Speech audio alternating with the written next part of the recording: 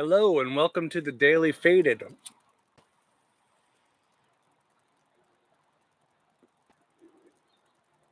where we get faded daily and talk about the politics and news of the day. My name is Hetz. I'm your host tonight, I guess you would say. And I just want to remind everybody that I will not be streaming on Thursday night. And I'm not sure about the first couple nights of next week because I'm getting shoulder surgery. So if you don't see me, I should be on by the middle of next week at the latest. So today is July 21st, 2020, and Trump tries something new. Before we get into Trump or Trump world, let's go over the COVID numbers. They're not particularly inspiring today. The worldwide number of cases is over 15 million, with 234,000 new cases announced today. 618,404 deaths reported worldwide, 5,588 today, up almost 1%. We passed 4 million confirmed cases in the United States, with 64,000 cases today, which is up over 1.5%. And we're at 144,903,000 deaths, with 1,069 up around 0.75% today. That's the highest death toll we've had in a while. It's the highest death toll in this new run of higher death tolls. So that's something to keep an eye on. And here in California, we're now up to 409,000 over 409,500 cases. And we've had 7,872 deaths here in California, 103 reported today. And the numbers in California are not good. We're getting close to having as many cases as New York State. Within a couple of days, we'll probably be there. I'd guess about 2 days. So, we're looking at probably having a new stay-at-home order in Los Angeles in the next couple of days. It's something that Mayor Garcetti has been hinting at for a while. Basically, they're saying that they need to see what the data is for the 3-week point after the last restrictions were applied.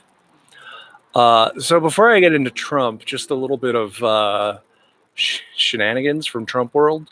There were a bunch of fools online today who claimed that Al Jazeera reporter Kimberly Halkett called Kayleigh McEnany a fucking bitch at her press conference today.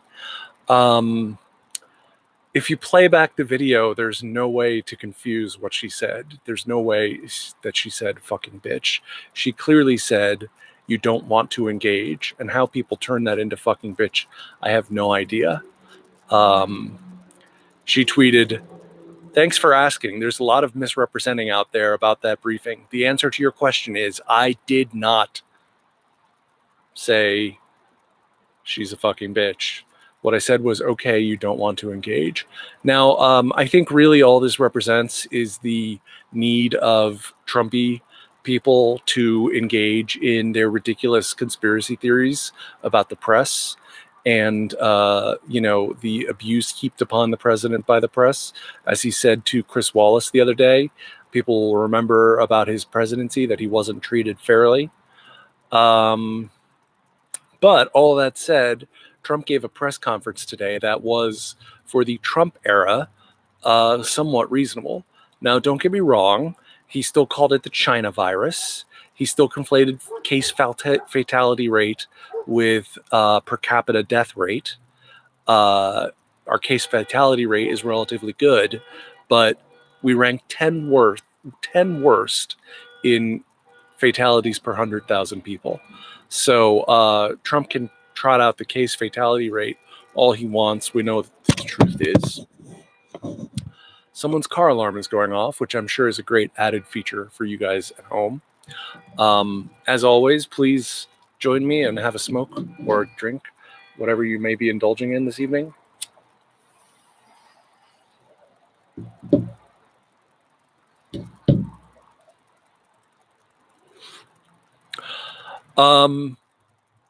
So yeah, he made implications that would hold the governors responsible for things that didn't go right instead of Trump, of course.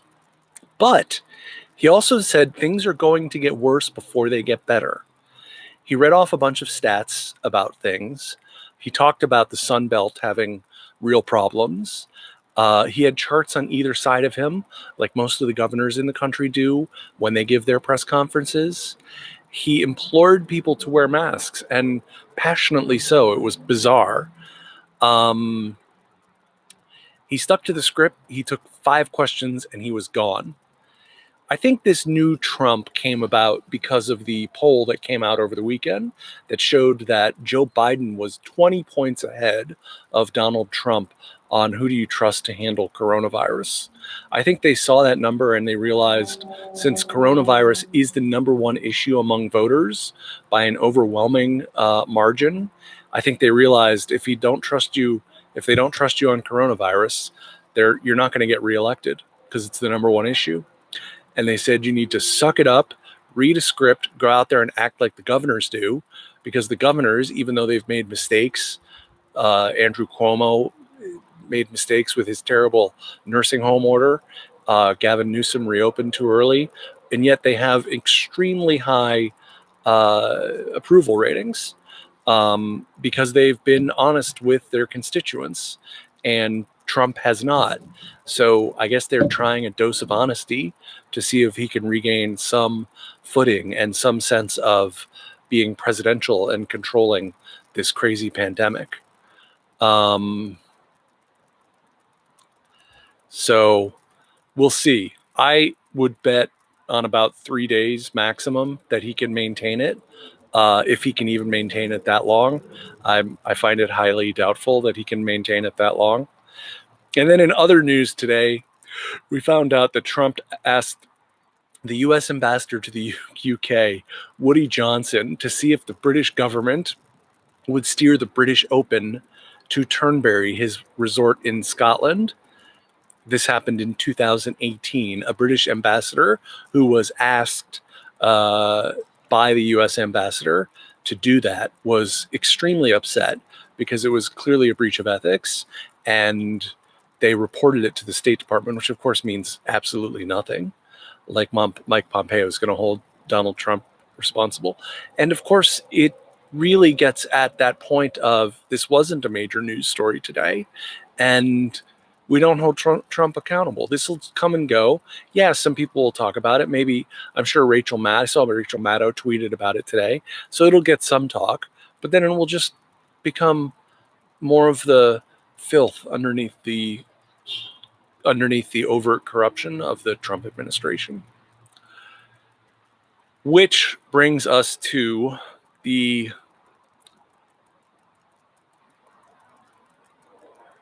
Doak 637. I totally agree with you.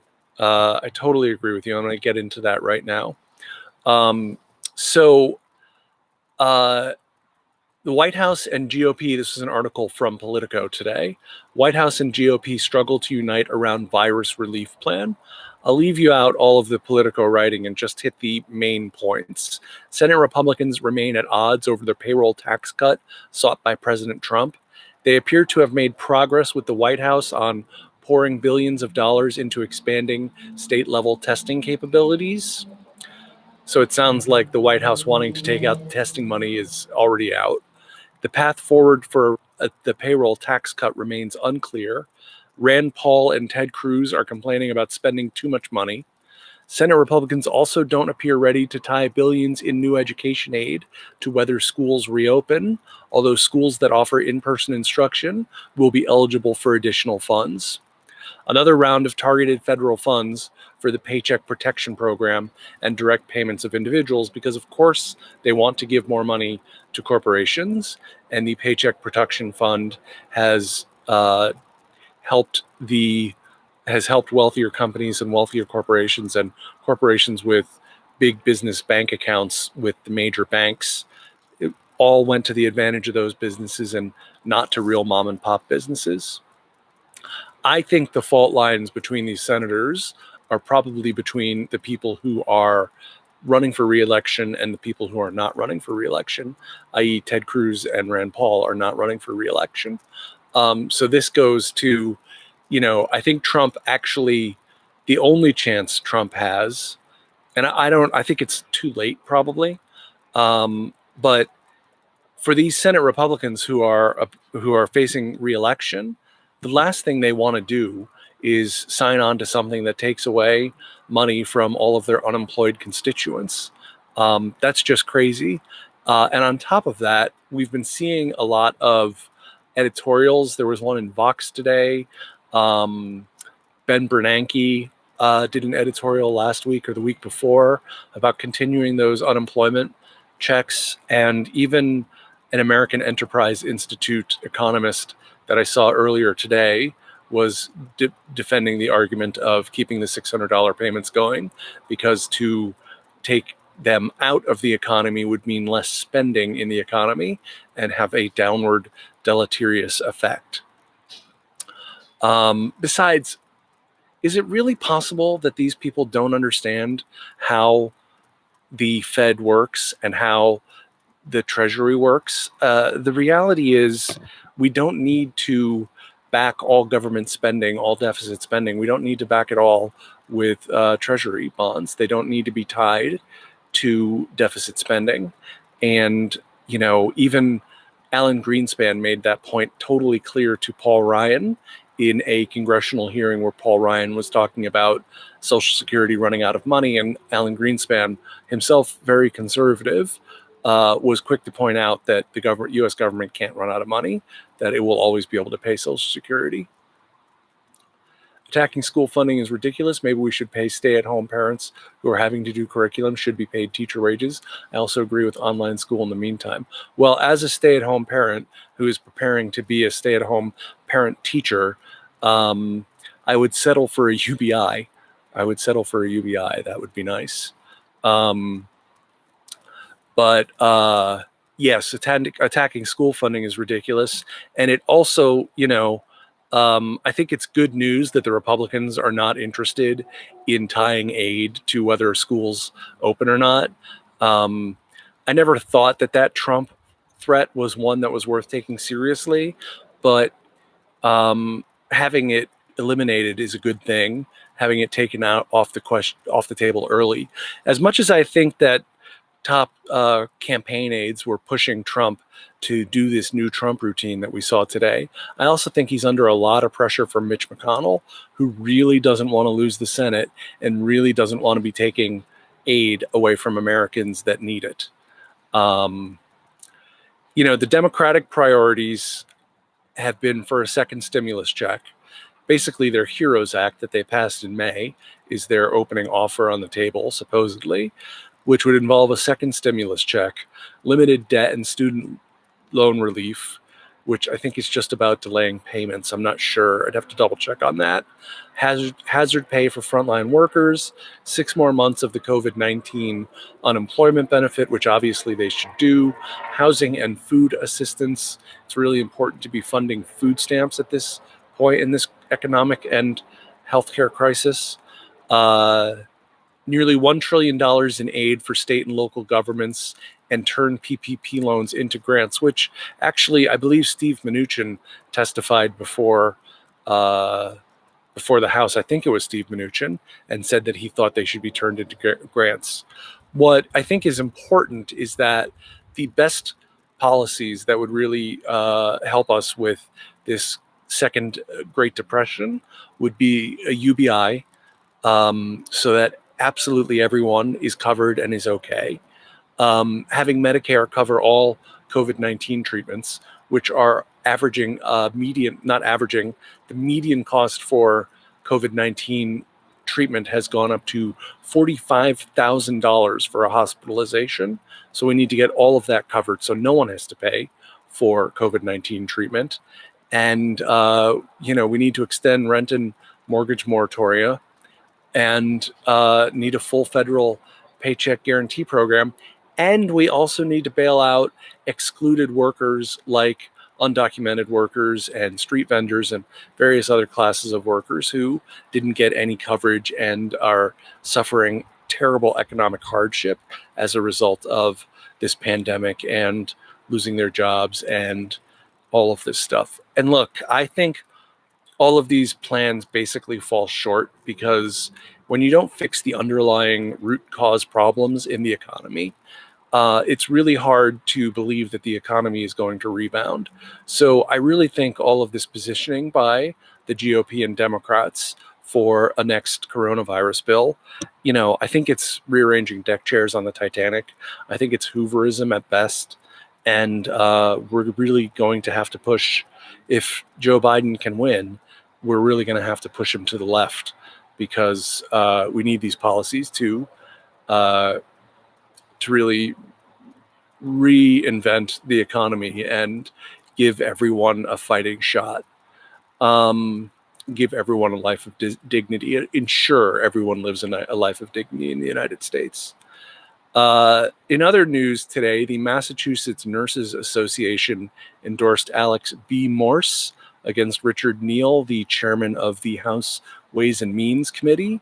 This is a big deal. They're 20,000 strong, and the nurses have proven they can be very influential. If you look at all the great work they're doing on Medicare for All campaign, and people care about nurses, so that's a good endorsement. They said in their release, Alex is a fighter, and we need a fighter in Washington for the people of the 1st Congressional District. So hopeful for Alex B. Morse. I think that primary is coming up real soon. He's a Justice Democrat, no corporate PAC money, Medicare for All, Green New Deal. So fingers crossed to get him and to get rid of Richard Neal, who's another one of these powerful old dinosaurs.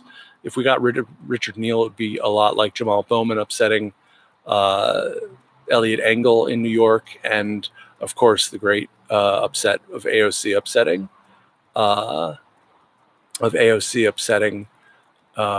Joe Crowley 2 years ago. Yes, Joe should be pushed more left. Well, we have to push him to the left. There was another story out today about how Joe recently reassured Wall Street donors that nothing was going to fundamentally change. He said that again. So, and on the flip side, you've got Bernie Sanders saying he's got the most progressive agenda since FDR. I do not believe that. Well, there haven't been a lot of progressive presidents since FDR. Obviously we got civil rights and voting rights and the Great Society from Lyndon Johnson, and that was something.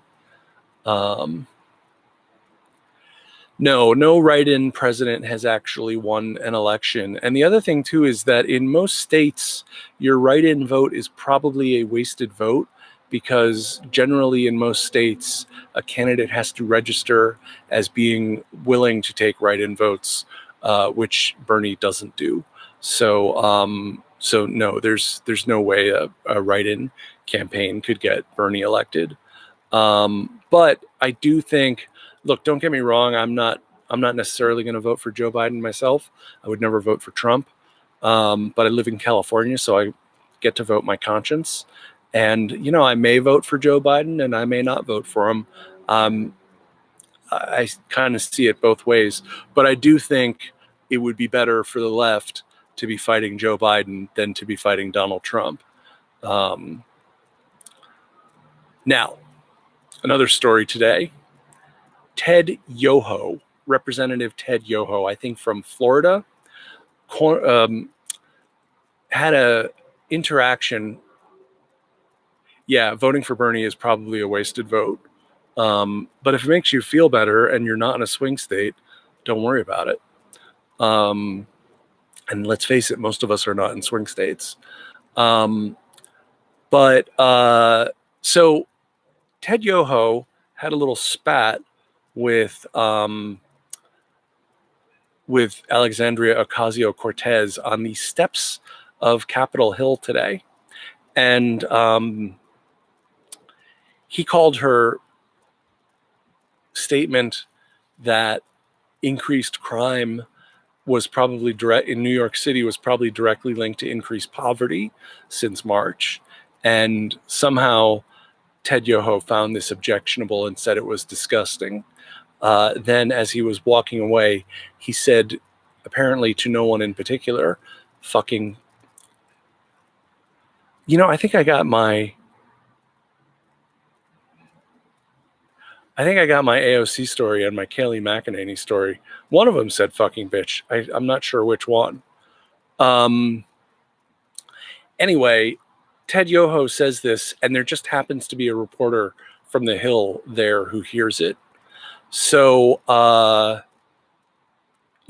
watching this and I'm thinking to myself, well, not watching it, there isn't video of it, but I'm hearing about this. And there was another Republican douchebag representative with him. And I'm thinking about this, and all I can picture is Saul Goodman, like he would have completely staged the bumping into her, made sure that there was a reporter there to overhear it, and then made sure there was another Republican goon there to overhear it in case the reporter from the Hill didn't show up. This is how I'm imagining it. They would have, of course, also had to have a spotter for Alexandria Ocasio-Cortez and maybe a tracker on her car. And I don't think those goons are capable of thinking something out in that level of detail. So I'm sure it wasn't a Saul Goodman setup, but I did entertain the thought. Bernie tweeted, Representative Ted Yoho should spend his time fighting for the thousands of Floridians who are about to lose unemployment benefits and face evictions, not denigrate and insult a champion of working families like AOC. We need more AOC and less Yoho in Congress. So always happy to see some left solidarity.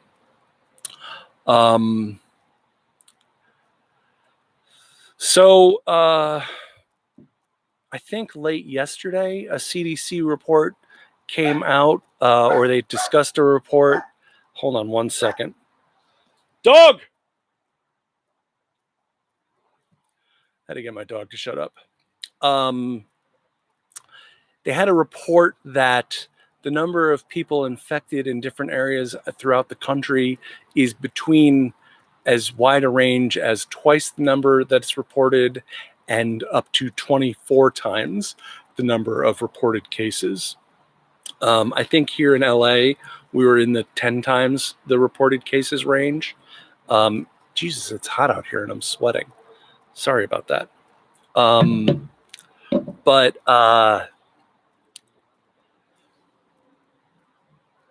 So there's really a lot more of COVID-19 in the American population than we are led to believe when we just look at the confirmed cases number. This has one slight upside, which it means that a greater percentage, but I think we have a long way to go till we get to herd immunity. The best estimates I've heard are 6 to 8% of the population having been exposed to the virus so far, and that's well shy of the 60 to 70% that we need for herd immunity to happen. All, of course, which is also based on the idea that antibodies give immunities, which they may well not do, according to some of the most recent reporting and studies. So I wanted to talk about this New York Times article. Hold on one second. Please join me.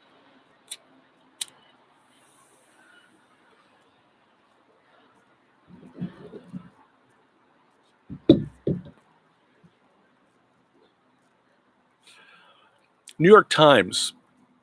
A rise in infections near bases in the U.S. and abroad poses a test for the military. The United States military has emerged as a potential source of coronavirus transmissions, both domestically and abroad, according to military and local public health officials. Over 20,000 members have contracted the virus, and the infection rate in the services has tripled over the past 6 weeks.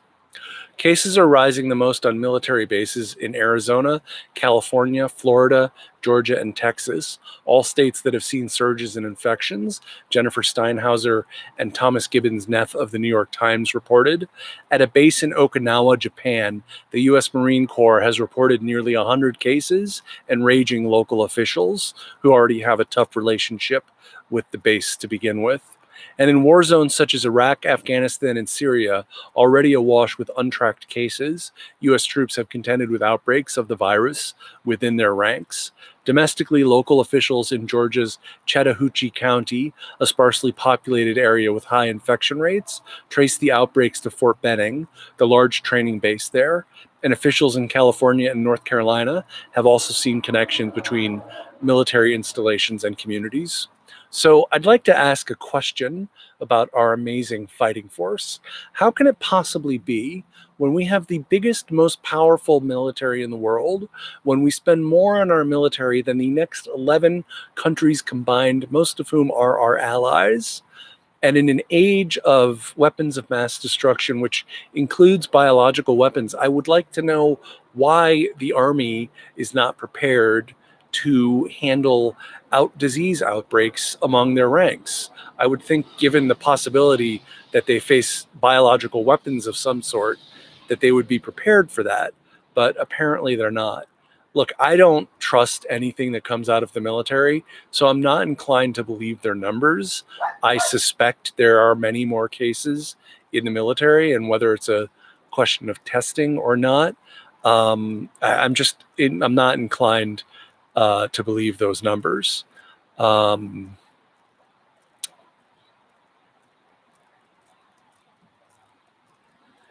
But I do think it gets to the point of, the flip side of the coin on that is that we have to provide a safe environment for our troops, and we have to obviously take care of them. And not being prepared to deal with an outbreak, it's just like getting caught off guard everywhere else in the country, as we have. One more story I wanted to do for tonight.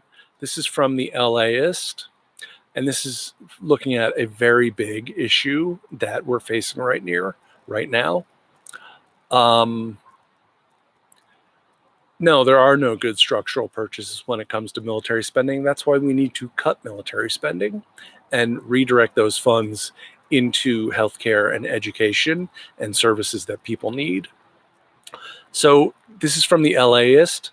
For California childcare workers, inequality is baked into the system, by Mariana Dale. The childcare workforce is mostly made up of women of color who aren't paid very much, a little over $10 an hour on average nationally, according to one study. But California childcare providers could be on the verge of getting help in their fight for higher wages. This week, balloting is wrapping up in a month-long vote to unionize childcare workers. If the state's providers vote to join the union, Childcare Providers United, it will mark a significant turning point in decades of trying to organize childcare workers and in efforts overall to change a system rooted in inequality. And here comes the important part here. There's a long history in this country of people expecting servitude of Black women and brown women to care for other people and other people's children without having the means to care for themselves and for their own families and for their own children, said Leah Austin, director of the Center for Study of Childcare Employment at UC Berkeley. It may sound like a relatively new issue to some people, this issue of universal pre-K and universal childcare in the United States, but this actually goes way back. I was just reading, is it Race, Class, and Gender by Angela Davis, I think it's called, or Race, Gender, and Class, I'm not sure. Race, Sex, and Class, I don't know. But she talks about this issue, and she talks about how many Black women were working in domestic service at the end of the 19th century and the beginning of the 20th century, and all the way up until the Civil Rights Movement. And that it really goes all the way back to Having slaves as domestics and not giving them what they need, not providing for them. And then once slavery was outlawed, domestic servants were still basically treated like shit throughout the entire country and were more often going to be black than not. So, yeah, California is ahead of the curve when it comes to a majority of issues that matter. That is definitely true. So this is really important because this is opposing racial capitalism, which is something that we absolutely have to do. Because in order to address systemic racism, we have to address the inequalities in capitalism, which are an exploitation and a function of an exploitation of racism, and racism is a function of the capitalist perpetuation of the underclass. So I love this. A little bit more on it. The pandemic has magnified the challenges providers face, including confusing state and including confusing state and local public health guidelines, inadequate funding, and limited supplies to keep their businesses safe for children and staff. This is the point I wanted to make. In a national survey, 40% of childcare providers said they will have to close for good without additional public assistance. And if 42% of childcare providers have to close, that is a crisis for America's families. Yeah, that's interesting. So, Dokes, here in Arizona, we lack moral compass when it comes to serious issues at the poverty line. I think that's true everywhere. I think that's true everywhere. But I will say, Gavin Newsom does keep those people in mind.